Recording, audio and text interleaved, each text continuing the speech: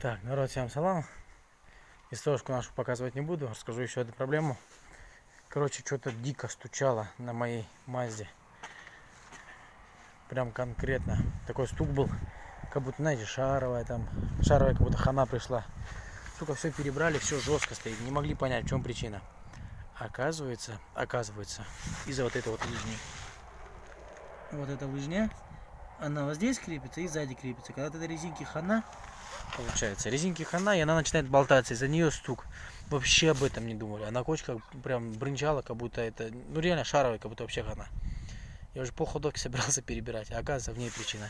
Так что имейте в виду, когда у вас что-то бренчит в Мазде, Кронос, и с ходовкой все нормально, вы уверены, проверьте обязательно вот эту лыжню, вот эту вот, еще раз покажу, вот она идет, вот болт, вот второй болт, обязательно проверьте ее. Все, всем спасибо за просмотр, ставьте лайки, подписывайтесь на наш канал.